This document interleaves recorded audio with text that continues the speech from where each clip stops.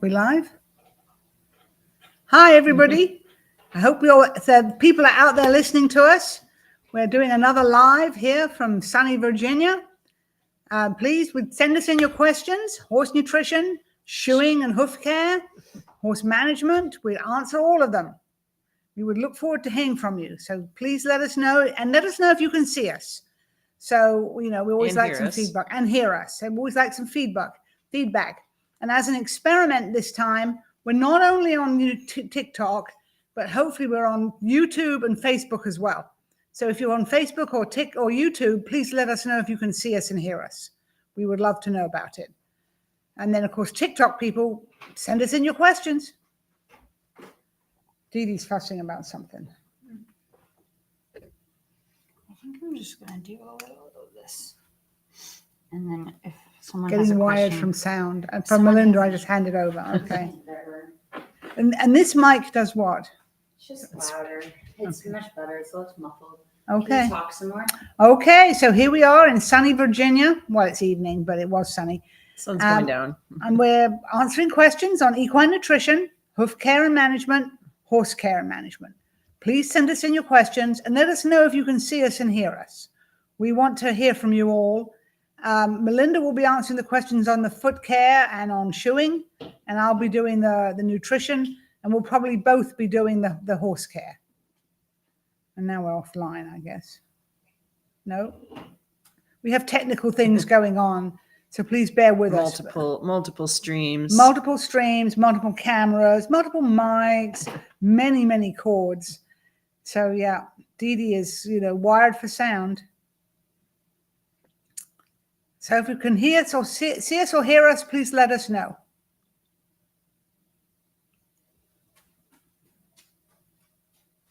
How are we doing, Dee Dee? Anybody? Yeah.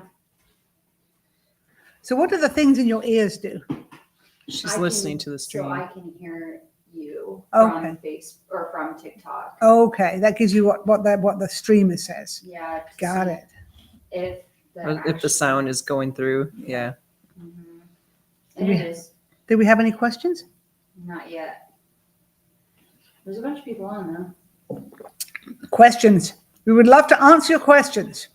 Horse nutrition, horse care and management. Anything with foot care, horses. anything with horses. We'll even We're talk all about lifelong horse people. Right. We'll talk about our favorite breeds. We'll talk about where we've been riding, and just ask us questions about horses. I took my horse to an event yesterday. Yep. The first we time did at novice novice for the level? first time with her first time novice. Can you hear Melinda? No. Okay. No? Because I've got the mic. She's got the mic. Oh, Talk into the mic. is this better? Yes. All right. We'll just hand the mic back and forth. Yeah. So yeah, you won't hear the other person. You went to where did you go? Hunt Club Farms up in Northern Virginia. First time I'd ever been there.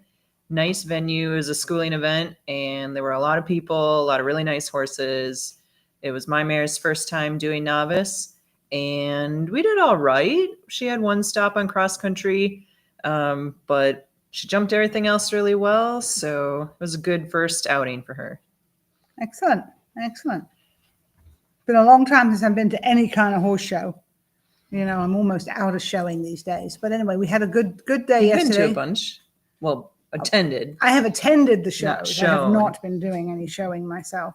But I have gone and clapped and cheered and held horses and videoed rides and, support mechanism for others at the horse shows. It's always useful to have other people at the horse show with you to give you some support and moral support and sometimes some physical support. So we're hoping to hear from everybody. We're hoping to get questions. We're hoping to tell us where you are. It would be really nice if you can type in where you're listening or watching from. We would love to know that. And anyone's watching on Facebook, please let us know. No, there's no one on Facebook. It's not on Facebook? It's up. It's up, but no one's on it. All right, we need some more people. Whitney Curry says she's from North Carolina. Whitney Curry from not North terribly Carolina. far from here. Good. Yeah, that's next state that's south of us. Great. Thank you. Good to hear from you.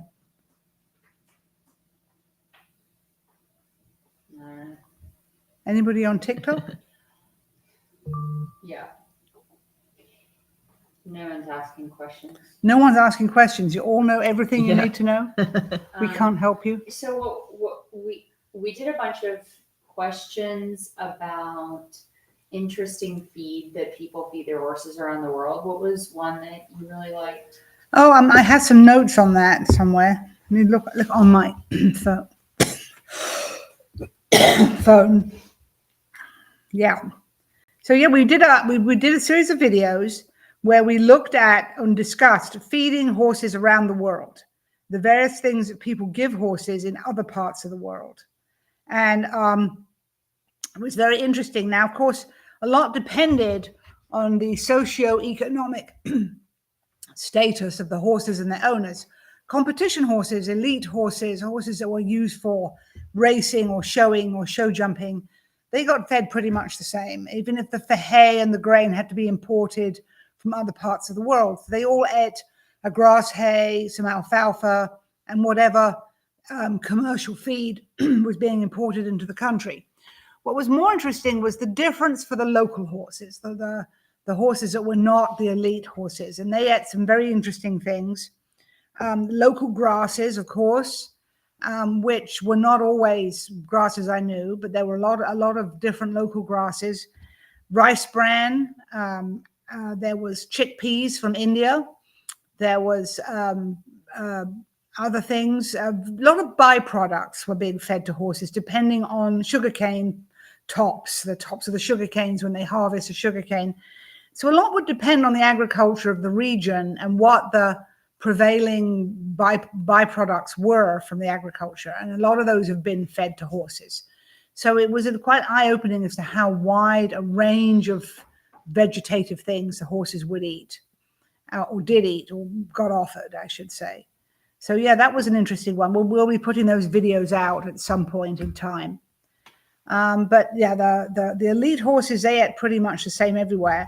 What was most interesting was horses in the Middle East, in Bahrain and Kuwait and Arab Emirates. They get no grass because there really is no grass there. So they were living on imported alfalfa, most of them, plus grain. But the horses in most of the other parts of the world ate some kind of grass. So anyway, if anyone's interested, please send us in questions. Okay, we have some questions and comments. Cool. So Haley Adele says she's from California. Oh, cool. Haley, welcome.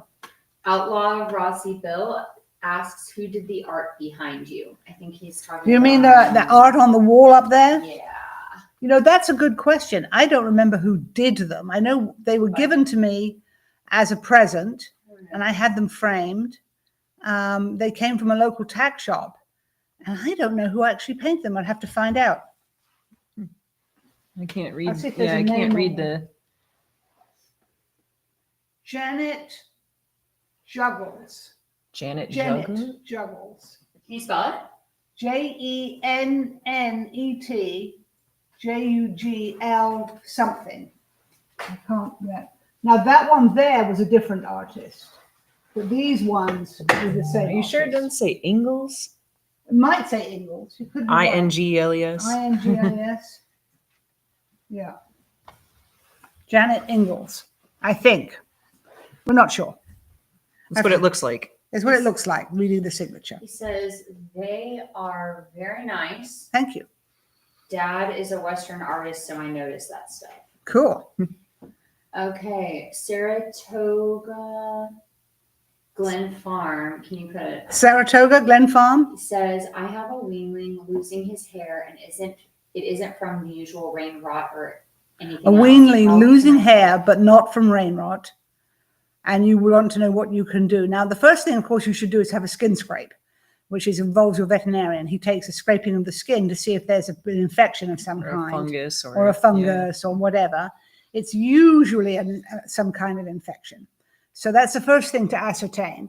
And then once you know what you've got is whether you know what to treat it with. If it's a fungus, you're going to use a fungicide. Even if it's a bacteria, of course, like dermatophilus, you'll use a different chemical.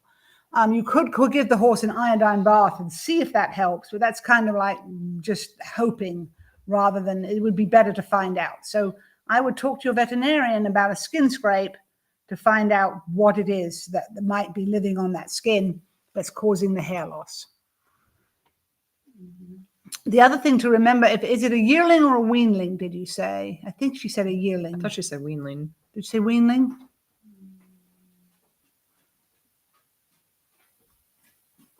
Weanling. Weanlings, about this time of year, weanlings change their coats.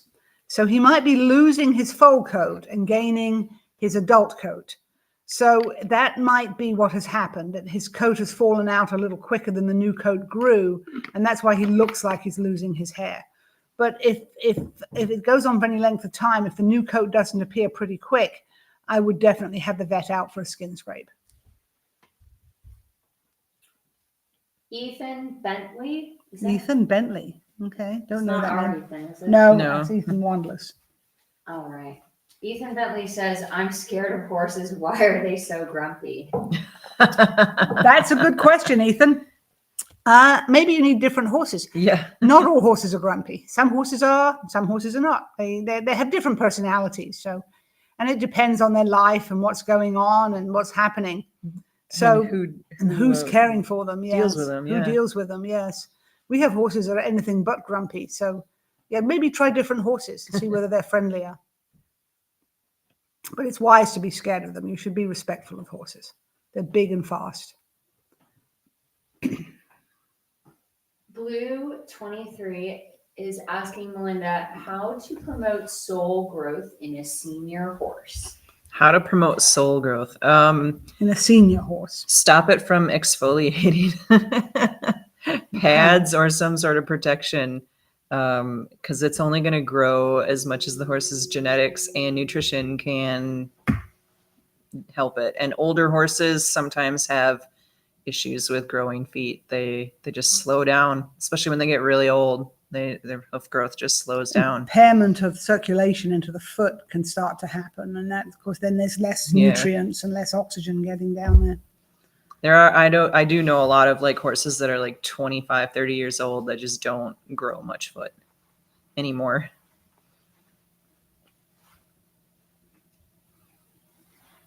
Okay, back to Melanie. Back to Melanie. All right.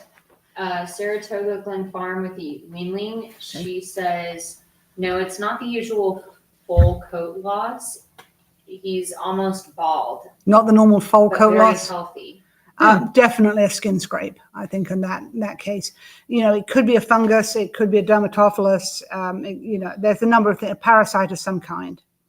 Something is happening to cause that. And I have would, seen that before, but yeah. I don't know whatever, like if they got it diagnosed. Yes, I would have a vet out and have a vet should do a skin scrape to check that. I don't think it's nutritional. I'm pretty sure that's he's picked something up from the pasture. So questions? Send us in your questions. We're happy to answer them. Logan Bob says 67. Logan Bob says 67. I think he might be 67. Okay.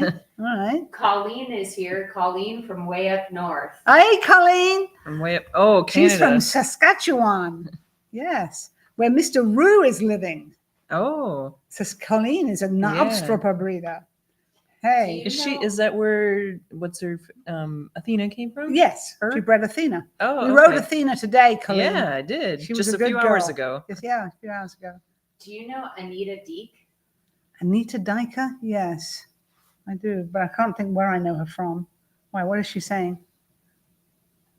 Sal says, can you shout out to Anita? Anita, hi. And I know several Anitas, so you might want to give me a little bit more information about which Anita you are, so I can be suitably appreciative and say things that I'm not, Not just appropriate. Yes. vague. Not just vaguely. Hi, Anita. Yes. What do you recommend to help heal OCDs and weanlings other than surgery? OCD, this is an interesting area. So some OCDs resolve naturally without anything done. Some OCDs do not. Some OCDs require surgery. Some OCDs require other treatments, laser. There are various other treatments now. This is something you need to talk to your veterinarian about, and you need to do a little bit of due diligence and maybe get a second opinion. It's really going to be a matter of whether there's actually exfoliation of a piece of bone and where that bone chip is. Is it in the joint or is it outside of the joint? If it's outside of the joint, you can probably leave it and it will resolve. It will never cause a problem. It's the ones in the joint that are a problem because, of course, they're going to damage the surface of the joint. And this is a veterinarian question. Now, nutritionally, the best thing for a horse is prone to OCD is to make sure they don't grow too fast. So don't feed them too well, not too much protein, enough food to keep them at a body score of 5. Don't have them fat because they're going to grow quickly and that's going to exacerbate the problem. And make sure they get enough minerals, particularly zinc and copper. So it's slow the growth, make sure the minerals are adequate, and then talk to your veterinarian. What's the best way to prepare mares for weaning? Prepare a mare for weaning. Reducing feed. Thanks. Reduce the feed. Start cutting. If you're feeding grain, start cutting the grain down and make sure they move them, transition them more onto hay or pasture, depending where you are. And once you are ready to wean, just do it. Take the mare away rather than taking the foal away, and then you can start feeding again the foal once you've taken the mare away. But the first thing to do is just to reduce the grain. Fortunately for us, mares are not like cattle. They don't lactate as much as cattle do. There's a lot of variation with mares. Some do more than others, but most of the time, a few days of the no foal and the lactation, the milk production drops significantly. And they shouldn't be producing that much by this stage anyway. Colleen says, yes, hello, ladies. Oh, awesome. Cosmo started kindergarten recently. She is learning to lunge. All right, Colleen. Cosmo is her. starting to lunge. Athena's under saddle. Rue is doing well. It's fun to see you. Come again. Yeah. Mark Sebastian says, sending a big hello from Germany to you guys, and especially to you, Melanie. Hey, Kai. How are you? Hope you're doing well. Kai lives in Germany? Yes. Germany. Dusseldorf, I think. Kai, tell us where in Germany you live. I know you live in Germany. I just can't remember which town. Ethan Bentley asked, why do horses bite? Why do horses bite? Because their teeth itch. No, because they want to communicate with you. And what that says is either give me more food, get out of my way, or stop doing whatever it is you're doing. That's one of their means of communication. They can't talk, so they reduce to biting you. Dana says, hello, I've been a longtime follower on social media. I'm also from Shenandoah Valley. I asked her, why didn't she come and bring some wine? Yeah. Respond. Her name's Dana? Dana. Dana's from the Shenandoah Valley. Hey, Dana. Yeah, she said, recently I got an aged Appaloosa gelding. He was on rolled oats blended with black sunflower seeds. I want to transition to a better diet for him. He looks metabolic to me in his body build. She was on rolled oats with black sunflower seeds. And I assume he's getting pasture or hay. That's not that bad a diet. You can either look for a commercial low NSC or low starch, low sugar diet. They make them now. Everybody has a low starch diet, low starch feed. Or you could feed him almost entirely hay and then balancer pellet. We, of course, think you should feed him Limpro, but Triple Crown make a balancer pellet. The KER make a balancer pellet. There's a lot of good balancer pellets out there. Forage, hay, or pasture, and a balancer pellet would be the way to go on that elderly gentleman.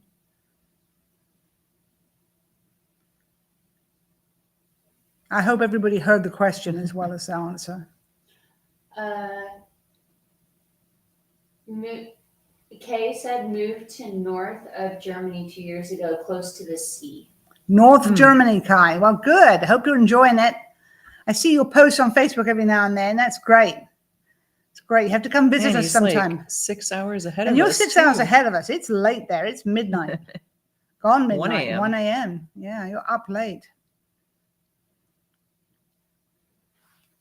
Kai did some clinics for us. How long ago was that? Pre-COVID, Oh, before COVID. Dana says, thank you. Would love to get over for wine one evening. Yeah, come on by. You know where we are. You can find us easily.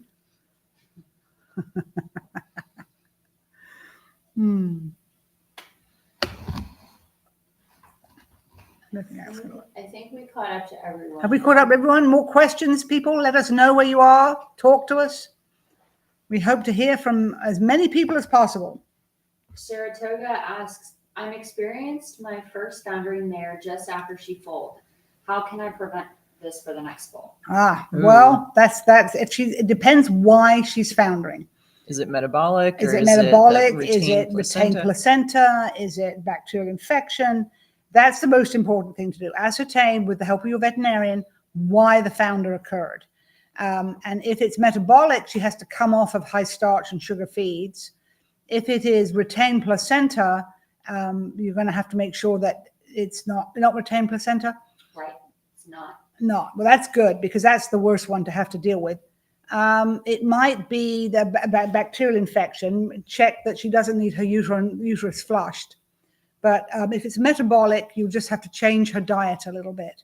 Now, she shouldn't, of course, get laminitis and founder once she's foaled because lactation is going to take a lot of energy out of her and will take the weight right off of her. But the pre-foaling, you're not going to have to be very careful how you feed her. She needs to have just enough and no more. And as much as possible, it needs to be a forage diet with a mineral balancer pellet.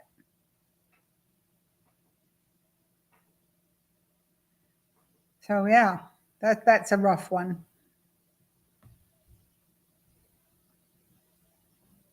I always get worried when Dee Dee gets a big grin on her face just before she asks a question. I missed this question. It was right at the beginning, so they're probably not there anymore. But they're asking, what is your channel about? My channel is about horse nutrition, management, care, hoof care, all about horses. Ask us questions about horses. And I'm not allowed to show you guys what I'm drinking, but I'm not really drinking. Great choice. Bailey asks, as for forage in bags and in pellet form, is it the same nutritional value as if it were baled? Depends.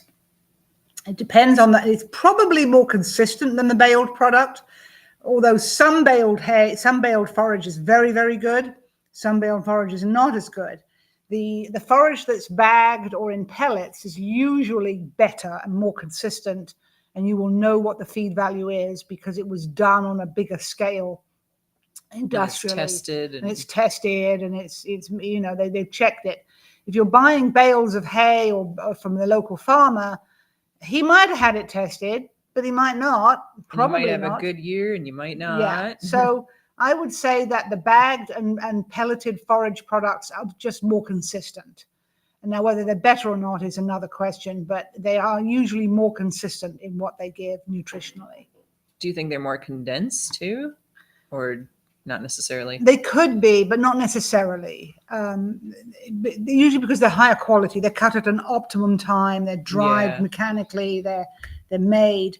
So you tend to have the best possible feed value for that plant, whatever stage of growth it is. If they've made hay, it depends when the farmer got in the field.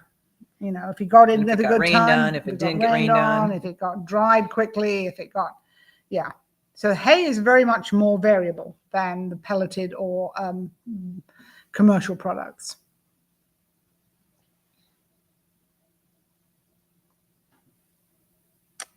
Dee Dee's nodding her head sagely, like she agrees, but you know. SS asks, feeding in a herd situation, one has higher forage needs, the thoroughbred, the rest are all quarter horses. What can be done to a round bale diet for the TB who is fed separately? Put a high fence around the round bale, high enough that the quarter horses can't reach over it and the thoroughbred can.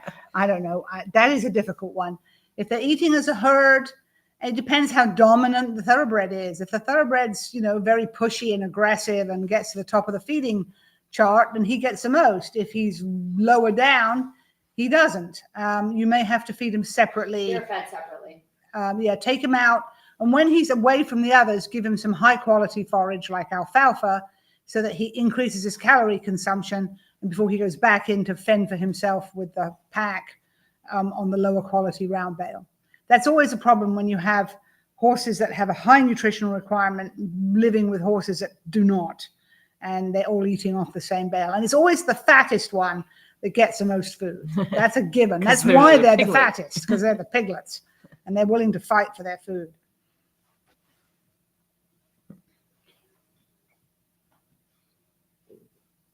Penny asks, what nutrients help best with coat and skin? What nutrients help best with coat and skin? Protein and fat and minerals, but in that order. So high quality protein. If you're feeding alfalfa or soy, that can help. If you're already feeding those and you want to go even better, whey protein, which I would get the pure kind, about 20 grams a day. Fat, you can give that as corn oil. You can give it as flaxseed oil. You can give it as canola. If you give it as whole flax is very good because it's protein and fat. But yeah, for protein, fat, and minerals are the nutrients required for shiny coats and good hoof growth and good quality care.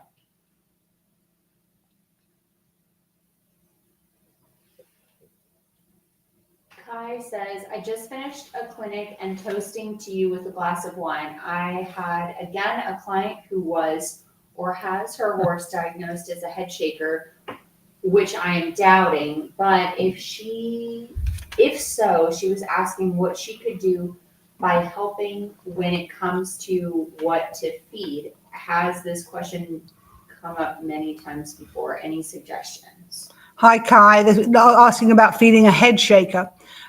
You're in Germany now, so I don't know what's available in Germany, but I would look for a supplement that combines magnesium and boron.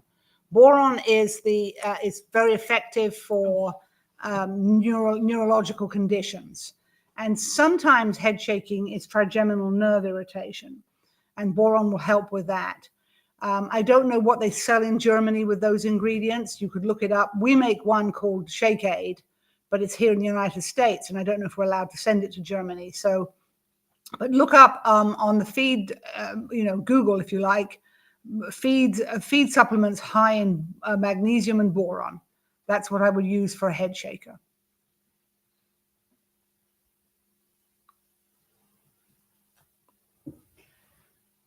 Bailey asks, what about feeding whole or cracked corn? Is it bad or good? Bailey asks about feeding whole or cracked corn. Is it bad or good? It is certainly better than starvation. That's for sure. It depends. So the answer is always it depends. What is the horse? What is it doing? And what else is available? It's not the best grain to give horses, but it's a grain you can give horses. Working horses ate corn for many, many years. Yeah, I was going to say, back in the day, it was a lot of people fed. That's what they fed because that's what they had.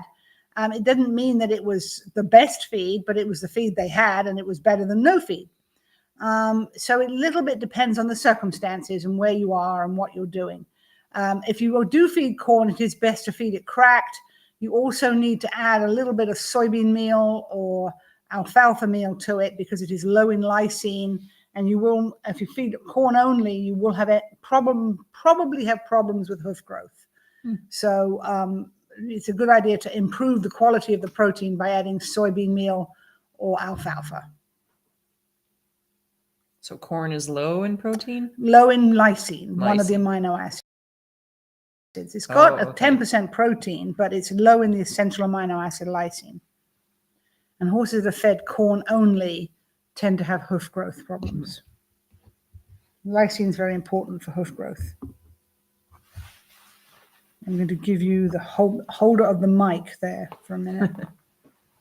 And a question. Seen anything interesting barrier care wise recently? Recently,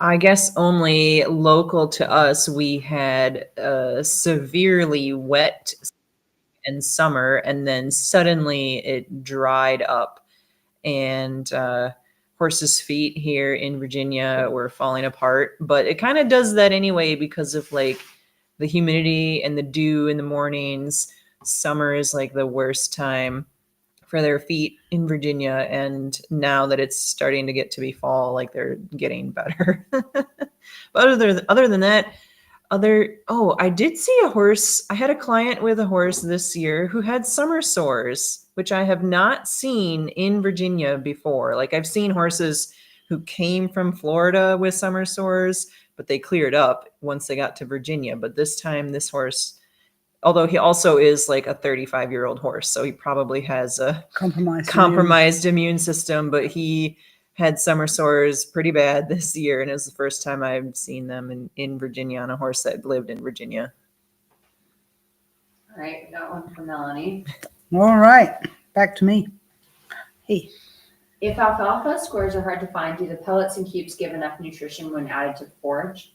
Yes, I mean the difference in nutrition between alfalfa cubes and pellets and alfalfa hay is not that great. The main difference is in the fiber length, in the physical length of the stem and stalk, and fiber in the thing you're feeding. And hay is longer, stalkier, more stem, and therefore they have to spend more time chewing. And so there is a factor that if you feed hay, you are slowing down the intake. There's more chewing going on. There's more saliva mixed with it. It may be that helps the horse, not necessarily nutritionally, but in terms of management and behavior. The feed value of the cubes is exactly the same, but the fiber is a little bit shorter. They still have to chew it. They're best fed wet, of course, but they still have to chew even the wet fiber, but not as much as they had to chew the hay. Pellets, they hardly have to chew at all. So it's not a difference in nutritional value, but it can be a difference in how the horse reacts to them, because it's responding to the physical length of the fiber in the alfalfa presented in these different formats. I hope that answers the question. What is the most nutritious food for horses? Most nutritious food for horses? Heavens, grass.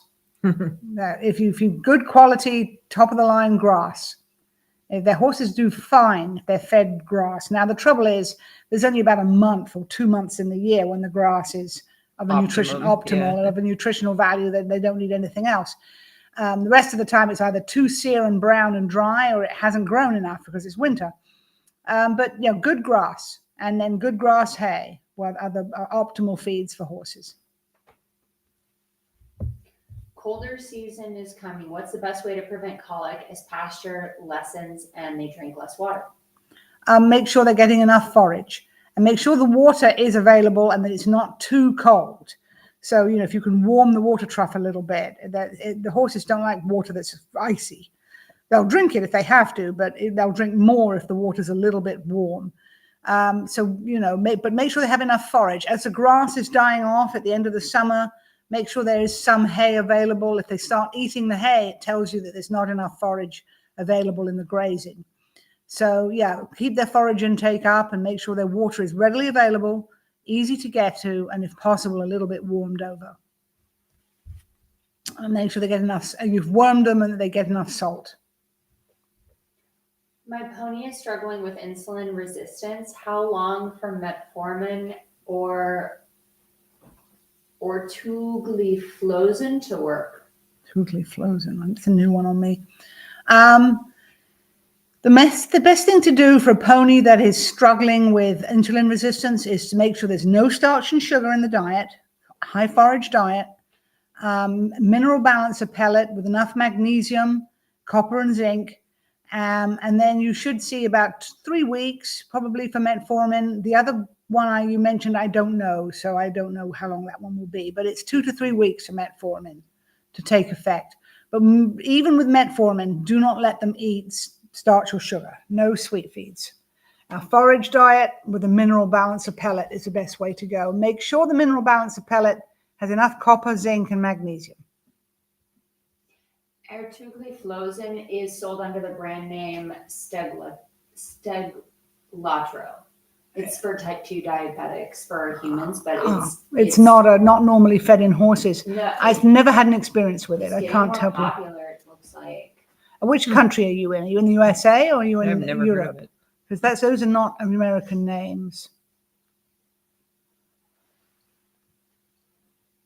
It's not one I've ever. Merck and Pfizer. Yeah, but Merck operate in Germany. She's in the USA. Well, that's a new one. Interesting. Okay, I've never heard of those. I've never dealt with them. Metformin I have, and it's about 3 weeks. Similar. Yeah. It's sold under the Steglatro. Okay. Steglatro. And people definitely use it for horses. It must be through, and that must be through veterinarians. Uh-huh. Yeah, it has to be by prescription.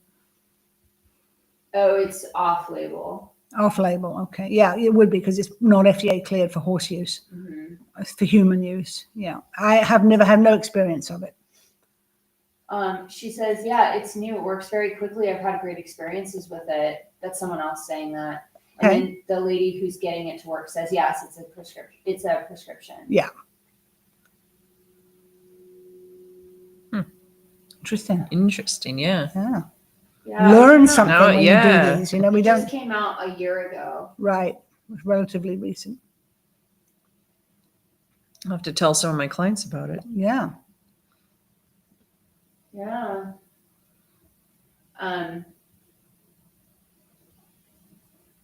Can you feed apples and carrots to horses? Can you? Can you? Of course you can. Yeah, Oh yeah. Horses love apples and carrots. most of them. Most of them, yeah. Some horses can look at you like you're crazy. And Melinda has a 3-year-old who thinks that carrots are definitely poisonous. I have a 18-year-old who doesn't know why she doesn't get more. So, you know, yeah. No, you can feed apples and carrots to horses. Not like bushels and bushels and bushels at a time, though. Not really, yeah. You want to feed a As few. a treat. You know, maybe 4 or 5 at the most. Not quantities. Be Bold says, I feel that your Lin Pro has helped my horse's hooves. Good. Good. That's the plan of it, B-Bro. It's formulated to improve hoof growth. So I'm very glad to hear that. Kai just responded. She said, thanks, Mel. Magnesium I thought of. I will check what's available here, and for more questions, I will contact you directly. Yeah. Or if your products you could possibly send over. And for all the followers of Melanie, her products are really helpful. Melanie knows definitely what she is talking about. You guys have a great night. Sending you a big hug. Thank you, Kai. Yeah, send me an email. I know we've been in contact. Kai has taught clinics here at Cedar Creek and pre-COVID days. So yeah, he's a very good dressage trainer from North Germany. I know another Kai from Germany, Uh-huh. but he's a jumper. So Bailey's asking, what about some future merch like t-shirts or coffee cups? Coffee cups. Oh, I have to think of that. Yeah. I'll get on to Jacob. Our marketing guru is Jacob Arbar. And you could always get onto the website, the Fox and Equine website, and send Jacob a message and say, hey, t-shirts. we want a shirt, or we want a hat, or we want a whatever. All right. He's in charge of all of that. And we do have Fox and Equine shirts. Neither of us are wearing them. No, of course, this is a Vada shirt. yeah, and I'm not wearing that. And we have Fox and Equine ball caps. Yeah, and we don't have a t-shirt. We do have a polo. I should be wearing my polo shirt. I'm not. I know I'm bad. Sorry. But yeah, get onto the Fox and Equine website and contact Jacob and say, Melanie says. Or become an employee. Yeah, the employees get them. Yeah. Merch. To save money on ertugliflozin, ask the vet to request higher dose tubes. Just give it in lower doses. It saved me hundreds of dollars. Okay. All right. I'll ask for higher dose. I will never remember the name of the You'll have to email us that name. Please send me a message or on the site with the name. so I can read it because I don't get the word. Guys, Ertugli flows in. Because Dee Dee is just butchering the word. So, we I'm need not. to hear. It really is. ERTUGLI Flosin. Ertugli Flosin. FLOZIN. Right. Well, I still would like to see it written, please. Ertugli Flosin. That sounds like a foreign language. It's definitely German, but Be Bold says, I'm riding a colt while I listen to you. Not sure if it's a good idea. But here we are. All right. That's probably not a good idea. Don't get bucked off.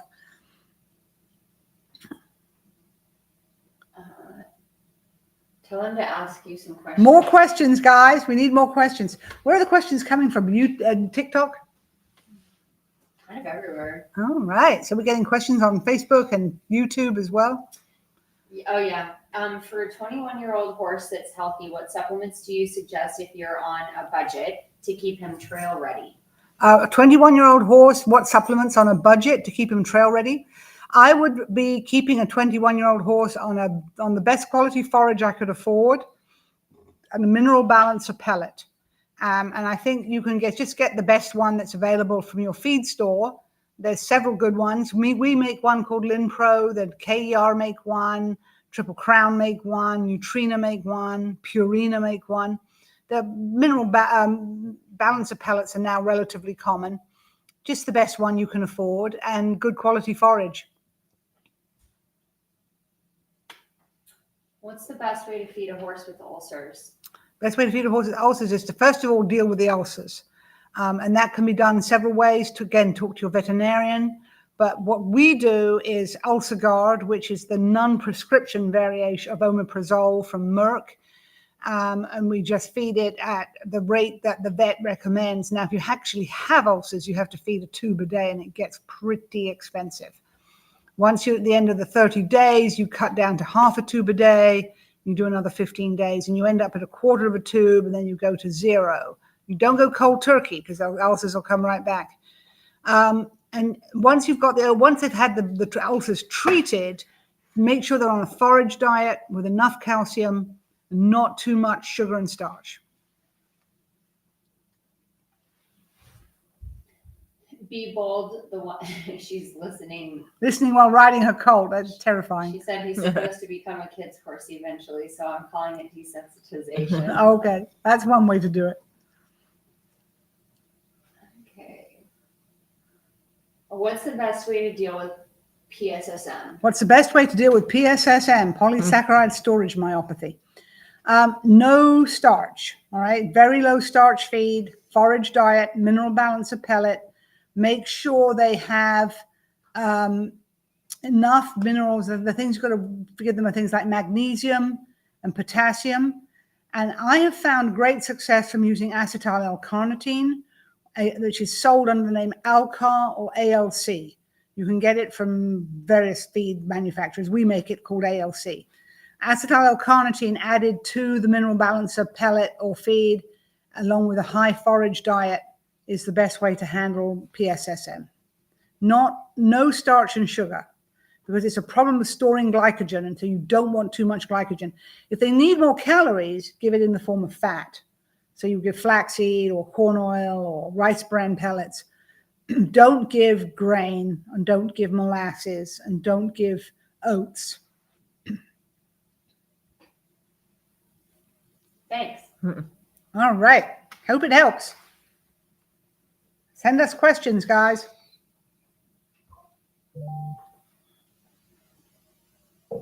Everybody's phone's beeping. My phone is beeping. I really just checked my phone. Tell him to ask more questions. Ask more questions. We're coming close to the end, but we'd like to finish on a flourish. Did we finish at 8? Did we finish at 8? We finish when they're done. We'll finish when they're done. Okay. We could go longer. I don't. If it's busy. If we send in questions, we'll go longer. If you stop sending in questions, well, we'll all go and have a cup of tea. Well, no, but whatever. Is it true that horses all need a balancer feed? Is it true that horses all need a balancer feed? Pretty much. I would think so. unless they're Mustangs and living out in the wild, and then they're SOL. So, yeah, they're not going to get. They get what they get. They get what they get. They get what they can find. Yeah, I think all horses need a balancer. Minerals are usually the main problem with horses. Mineral shortage and some mineral imbalance. Too much grain is a problem. Mineral balance of pellet and forage is a way to feed a horse, ideally. I have a chronic choking horse. We wet his food down, but he will choke on anything that's not wet. Sorry, wetting is it. Now that's go ahead. Yes, it's a mechanical problem. Yeah. It's a problem that there's a softening or a weakening or a pocket in the wall of the esophagus. So you just got to make sure that it physically cannot get trapped in that esophageal pouch. And that is mechanical treatment with and water. Yeah, make sure it's wet. Isn't if a horse chokes, are they likely to choke again and again? Yes and no. Some horses choke once and never choke again. Some horses are chronic chokers. And it depends on the condition of their esophagus. If the esophagus has weakened walls for any reason, they will become a chronic choker.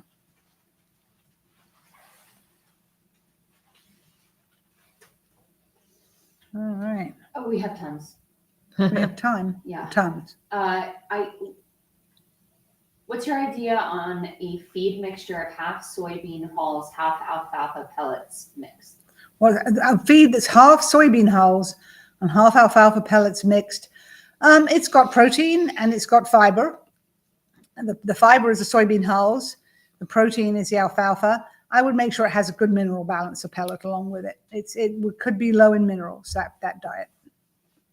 Other than that, I think it would be fine. If the horse can keep weight on with it, the horse will do fine. When should I feed my horse senior feed? When should I feed my horse senior feed? Anytime you want. It really is. It's just a good feed. And you can feed it to foals. It won't hurt. It's not actually formulated for young growing horses. So I would probably wait until the horse hits 2 years of age and all its bone structure, the major part of its bone structure has been formed because you need the extra calcium that the foal feeds have. But so once it's an adult, once it's 2.5, it can go on senior feed if you like. It doesn't hurt it at all. It costs you more money, but that's all. Can horses eat bananas? They can, and some do, and some don't. I had a horse who loved bananas, and I have some horses who look at me like I'm crazy. I don't think I've ever tried feeding a banana to a horse. Savoy was so bad about bananas. You know those yellow gloves they sell in the co-op? Yeah, you couldn't wear yellow leather gloves around them. He thought it was a banana. Thought it was a banana and grabbed for it. But yeah, horses can eat bananas. Is ryegrass good for moderate keepers in moderation? As long as it is mold free. The problem with ryegrass is that it can end up getting mold infected. And then ryegrass grows in Washington State and a little bit in Oregon. And it grows best in cold, wet conditions. And it tends to be, it's fine as a feed until it gets a mold in it. And if it gets ergot into the ryegrass, then it becomes dangerous. So the ryegrass itself is fine, but it's a contamination from the mold that is a problem. So yeah, if the ryegrass is clean and mold free, it is perfectly good. Are we needing balancer feeds because of the depletion of minerals in our soil? I'm not sure about that. I know we need balancer pellets because a lot of the grains that are fed horses tend to be short in minerals. And if you're feeding a commercial feed, or any of the commercial feeds, you probably don't need a balancer pellet. We're feeding balancer pellets because we're not feeding a commercial feed. We're feeding forage, and we want to just make sure that there is enough minerals. It's just a cover your ass deal. It doesn't mean that the land is short. It just means you don't know, and you're making sure. Now, if you wanted to have your pasture, your hay analyzed, you could then calculate what you need if there are any shortages. But it's also different in different parts of the country. It's different in different parts of the country. And so a balance of pellet evens things out to make sure everybody gets what they need. So it's more in form of insurance then, because the soil is depleted or anything like that.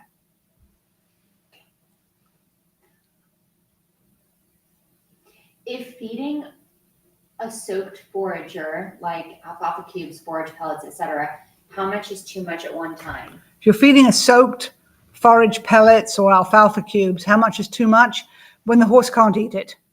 And you come at the next meal and you've got leftovers in the bucket, you fed too much because you have to throw that out. It won't keep once it's wet. So you want to feed as much as the horse will eat and no more. What's the best feed for weight gain? Best feed for weight gain is fat. Any kind of high fat feed. So rice bran, good quality hay, rice bran pellets, flax, whole flax, good hay, balance of pellet. Go with fats rather than corn. Don't give corn. Do you have any hay considerations for a head shaker? He's already on shake aid. Any hay considerations? I don't know that the hay is involved in head shaking. I don't know. I would. No, I don't know that I would have any input on the hay. The hay needs to be the best quality hay you can afford, and preferably fed out of a net so he doesn't waste it. But make sure he gets enough of it and he has plenty to eat.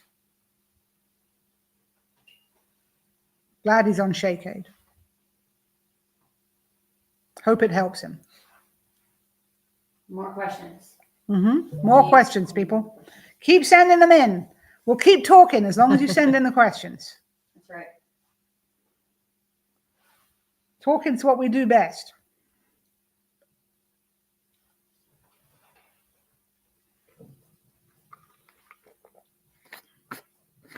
So we had some foreigners. Kai Mark from Germany.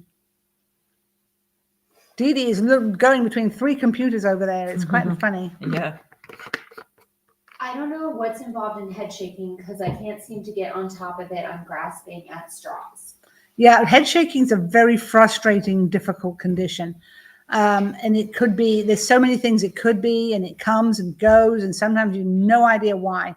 And if you try the usual trigeminal nerve condition, that sometimes responds to the shake aid, sometimes it doesn't. It's very difficult. It's keep searching for various things and trying them. The tip is don't do 2 at the same time. Make sure you do 1 treatment at a time, because if one works, you need to know which one it was. And then check the obvious things like the fit of the bridle. Is it pinching his ears? Is the brow band too tight? Is the throat latch too tight? I mean, go through all the mechanical irritation things as well, just in case it's one of those. They have all these different anatomical bridles nowadays too. Maybe an anatomical bridle. You know, a lot of horses head shake because their ears are pinched. And as soon as they go into a bridle with a bigger brow band, they're much better. So, you know, try that as well as everything else you're doing. And you've probably already tried it, but it's worth doing.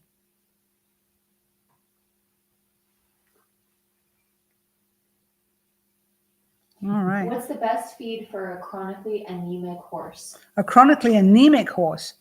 A combination of protein and B vitamins. So that means you'll need to be feeding something like whey protein, which is the best quality protein you can give an animal. You can give a horse. And then you want to make sure that they have enough good quality forage that they can digest it, and look for a supplement that contains B vitamins. Anemia in horses is more likely to be B vitamin or protein shortage than iron shortage. And most horses have a problem to getting rid of iron, not a problem getting access to iron. But you could maybe try one of the Lixotinic, one of those iron supplements. Don't feed them for too long though, because there are other problems when you overdo the iron. But a good quality protein and a good B vitamins are the main way to treat anemia in horses. What are the symptoms of an anemic horse? Well, they're lethargic, they're difficult to get going, they have very white gums, they have a white sclera, you know, instead of the pinky color, it's white. And then when you take a blood sample, the hematocrit's too low.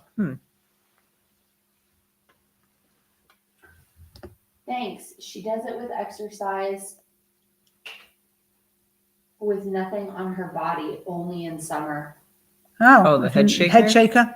Yeah. That is frustrating. That could be trigeminal nerve. That could be many other Only in things. summertime? Only in summertime, yeah. Hmm. Now, I have a horse who hates flies, and she shakes her head in the summer, but it's to do with flies. She's not a head shaker. She's just highly allergic to a fly. And I mean, if the fly is anywhere near her, she's shaking her head in disgust. So just check it's not insects.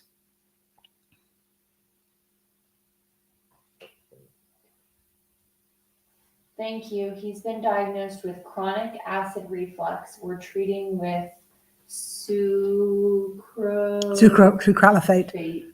And this is the chronically anemic horse? Yeah. I would try some whey protein. Add about 20 to 30 grams of whey protein to the meal. You'll see a big difference with that. All right, we're ready for more questions. We're ready for more questions, people. If you want to keep us talking, you got to keep sending them in.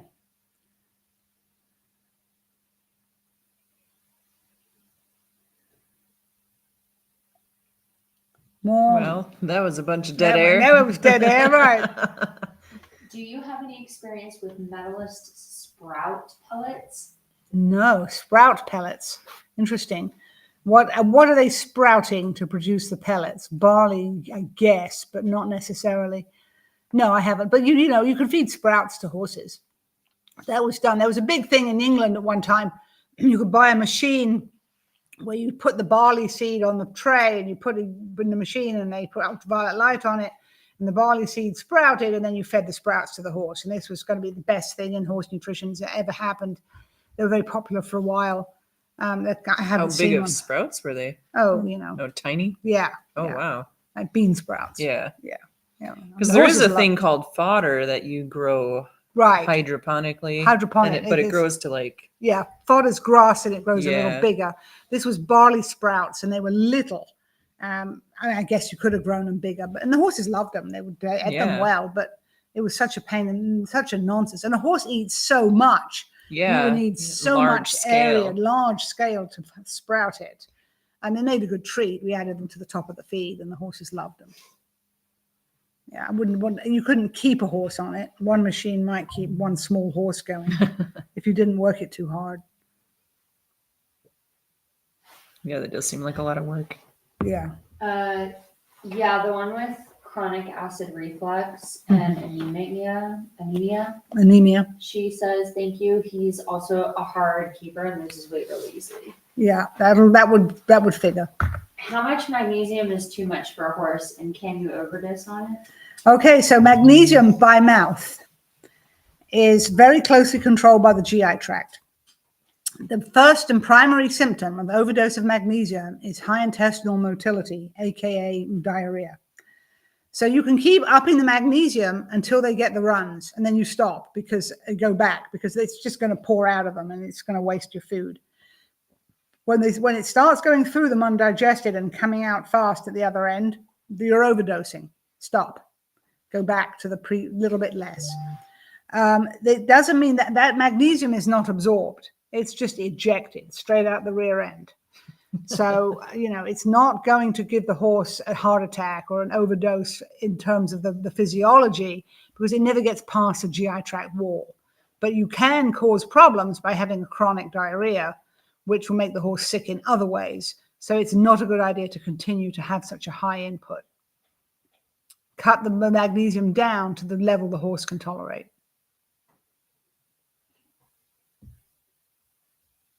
What is the number one ration balancer that you recommend?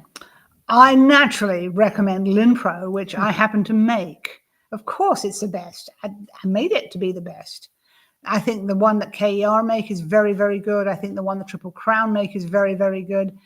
They're probably as good as mine, though I would never admit to it. There are good ones out there. Good quality feed company. No company makes bad quality feed. Some make better than others. Triple Crown are high up.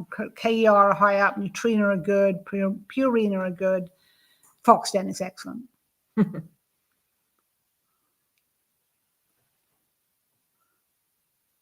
More questions. More questions, people. Dee Dee's looking for questions. So are we. We're getting to the end of our time. So if you want to keep us here for your entertainment, assuming you do, send us a question.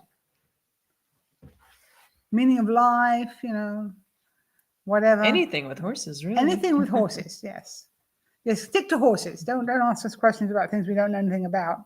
Yeah, because we don't know anything about anything else. Right, not much else we know anything about. Horses is about it. I buy your supplements partially because you are so educational and I want to support it. Thank Oh, you. that's nice. That's really kind. We love that. Buy our supplements because we educate, and you like that. That's great. I'm glad you did enjoy it. We have Purina Digestive Balanced Grain. Is it good? Yes. Oh, yes. It's a good grain. Purina make some good products, and they do a lot of research. And a shout out to Mary Beth Gordon, who is the nutritionist at Purina, and was a co-student of mine at Virginia Tech. We did our PhDs roughly the same time, sort of, within a few years. I've been using Vermont Blend, but can't tell if it's actually a ration balancer. Does yours have selenium in it? Yes, no, mine has selenium. I would have thought Vermont Blend would have selenium in it. I would be surprised if it doesn't. I think Vermont Blend is a ration balancer. I think you're fine. It's a good quality feed. But of course, Limpro is better.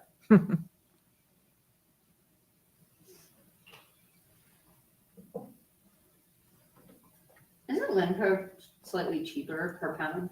It depends. I don't know. It depends what you're paying for the Limpro and what you're paying for the Vermont Blend. Yeah, I used to feed Vermont Blend. I remember it being really expensive.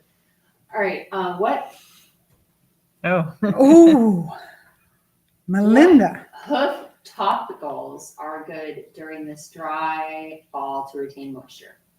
Well, actually, dry hooves are good. It's excessive moisture that you don't want. So I don't use anything on hooves to moisten them or soften them because dry hooves are better. I actually use Copper Tox, straight up Copper Tox a lot because we have too much moisture. So I try to keep hooves dry. Particularly this year. Yeah. This year it's been nonstop. Well, right now it's dry, but the May, June, July were like monsoon rains here and in Virginia. August was bad. Well, it dried up. Well, early August was yeah. bad. Yeah, and middle August it started dried up. And now everything's brown. Right, now it looks like August. Yeah. Now it's brown. But as far as topicals, I only use Copper Tox.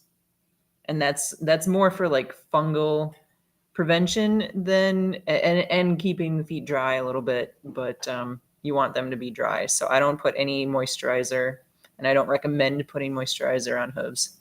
Unless you maybe if you live like in the middle of a desert where it's dry like 99% of the time, then maybe there's a bunch of conditioners you can do, but I don't recommend it for the East Coast. Yeah, with all wet. Yeah. We don't get that dry. All right. Do we move on to another question? We have so many. All right. Suddenly, everybody's. Well, actually, just a follow-up. Okay. I was chalking up cracks to our dryness in the north. Is that not the case? Not necessarily. Hooves don't really crack from being too dry. They crack from fungal infections. So Copper Tox would help with that. Especially like a lot of what they call sand cracks. I don't know. They just got that name because maybe people thought they were caused by dryness, but they're generally like a fungal infection. Like a little bit of seedy toe or something like that. So Copper Tox. Copper Tox. All right, Melanie, you ready? All right. Hey. Rapid fire. Rapid fire. That's me now. What are the pros and cons of oats? Pros and cons of oats. The best thing about oats is the high fiber and the fact that the seed coat is wraps all the way around the grain and protects it. And oats do not clump. So if you feed rolled, cracked, steamed oats, they don't clump in the GI tract. And so you have much lower possibility for impaction colic. So that's the best thing about oats. They supply the nutrients needed in a safer manner. Now, of course, you can have problems with oats, but they're better than any of the other grains in that sense. They're safer than the other grains. I have recently started feeding one of mine whole free oats. Whole I'm not free. sure whole. Whole free oats. Hull, yeah. Whole free oats it doesn't apply to whole free oats because it's the hull that makes it slippery and fiber. makes it, and then there's the fiber. Whole free oats are just starch. And I'm sure they're high nutritional value, but be careful, they will clump. And what do you mean by clump? They'll Like pack and make a lump in the horse or in the GI tract, yes. Oh, okay. They stick together. They're less inclined to clump than anything. Wheat is the worst. Wheat will clump very quickly. Corn will clump if it's ground. Are there any benefits for feeding them? They more higher energy per pound if you're feeding race horses or 3-day event horses or horses that are working really hard. But steamed oats are the best compromise, I think. Though they're so expensive these days, it's ridiculous. I have a Shetland show pony that won't gain weight, treated for ulcer. It seemed to help some. Do you have any suggestions? A Shetland pony Shetland pony that won't gain weight. What kind of Shetland pony is this? Get a DNA test on that. I'm sorry, that's awfully mean.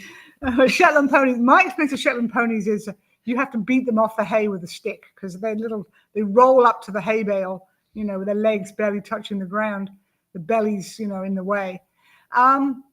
Oils, go with high fat feeds, rice bran pellets, flaxseed, high fat feeds like Ultium. That's the way to go. Anything that won't gain weight, you move towards the fats to add extra calories into the feed. So without knowing what you're feeding him now, it's hard to tell. But anyway, that's what I would do. What are your thoughts on beet pulp? Beet pulp is great stuff. Now, beet pulp is a byproduct of the sugar beet industry. It's sugar beets that have been shredded. The sugar has been extracted to make sugar for us to eat. And what's left is the cell wall content, and the fibrous remains. And it's a very, very good feed for horses. It's what we call a hind end fermentable feed. So it's very good feed for horses. And you can put things into the sugar beet pulp. You can add stuff to it. It makes a very good basis of feed for horses. High in fiber. You're next. Oh. One more for Melanie. Oh, okay. I'm having trouble keeping weight on senior horses. Do you have any advice? Again, make sure you have the best quality forage and that they can eat it. With senior horses, you run into problems of dentition. You may have to get alfalfa cubes soaked. Make sure you give them good quality forage, what forage you do give them, so that what they can eat is the best possible quality. Second cutting hay, maybe. And then add fat to the feed. And senior feeds are good. And you can add rice bran pellets or whole flax, or if you have to, corn oil.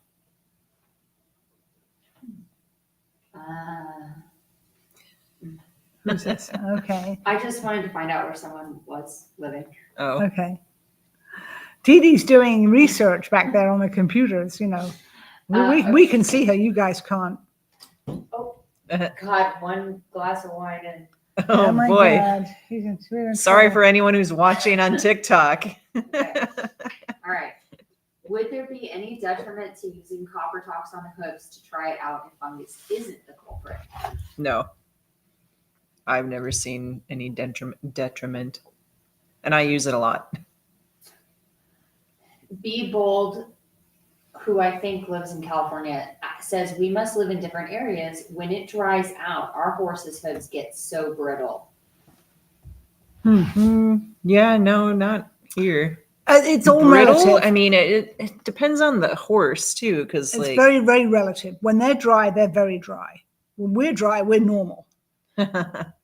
So they don't have the wet. They don't have the groundwater we have. We never get as dry as California. No. Brittle, and I wouldn't say, I mean, I haven't shod horses in California, but She's in South Dakota. oh, South Dakota? Yeah, but even there, I think they get much drier out west. than we get. I here just on the came East from Coast. I just was visiting my sister in Montana though, and like dealing with her horses and other horses that she works with, and like it's pretty dry out there, and it's like the horses' feet are good. They're hard and dry, but they're good. I wouldn't say that they're brittle. Brittle to me is like thin hoof falls that split easily, and we get that when they're like soaking wet here in Virginia. It's so dry here. Like they just walk and there's dust everywhere. It's terrible right now. Yeah, Mm. yeah, Montana's like that too. Fortunately, we And never we're have like that at the moment. No, we're not like that. Well, We have grass. They don't even have grass. okay. Me, moi. Is it true flaxseed is toxic if soaked? No, flaxseed is not toxic if soaked. Flaxseed can become toxic if it's fed in overdose quantities and if it's soaked for too long. But if you soak it and then feed it within 24 hours, it's fine. And you don't feed more than 4 ounces a day. 4 ounces dry, and then you soak it. What's the best additive to get a shiny coat? Flaxseed actually is one of the best ways to get a shiny coat. Protein and fat. So high protein, whey protein, flaxseed, high fat, corn oil, rice bran pellets or rice bran or flax. What's the best tribute feed for weight gain in your opinion?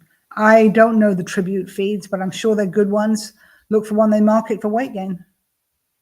The feed companies change feeds so fast and so often, and there's no way to keep up with all the various companies and their various iterations of horse feed. Unless that's your job. Unless that's your job, Why yeah. do they do that? Marketing. Newer, greater, better, different packaging. It's often the same feed. It's just repackaged in different colors and a new name and whatever. Did you say 4 ounces of flaxseed? Yeah, 4 ounces per day maximum. And 2 ounces a day is probably going to do the job. That's weight. That's by weight, 2 ounces. Then, yeah, half a cup. Maximum is a cup a day. All right, let's wrap it up if anyone has All right, last guys. minute. Any last questions? We're going to wrap it up. We've gone a little bit over time, but it's not bad.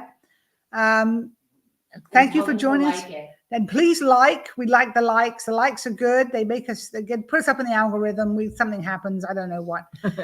We don't get any money. Maybe it so reaches more people. maybe it reaches more people. Maybe it shows it to more You've people. made like 67 cents this year. I've made 67 Ooh. cents this year. Hallelujah. Well, in the 80s, that would have bought a candy bar. Right. In the 80s, I'd have gotten a candy bar. Now I wouldn't get anything. But please hit likes. Thank you for coming. We appreciate it. We loved having you. Send us more questions and watch out for the next one. We'd love to hear the questions. We have a couple more. Oh, a couple more questions. Okay. Beebold says my cold was good and I didn't get fucked off. Yay. Good for you. Well done. Good job. All right. Do I feed my horse more fat or protein if his spine and ribs are sticking out a bit? Yes. Yeah, you'll Both? need to feed them both. And then more grain and more forage. I mean, not more grain. More forage, more hay, better hay. Yeah, if his spine and his ribs are sticking out a little bit, he's underweight. He needs more food of whatever kind you want to give him. Give him just more of it, whatever you feed him. But forage is the safest. All right, is that it? Um, And did we were on all 3 platforms. We're multi-platform streaming. We're getting so sophisticated.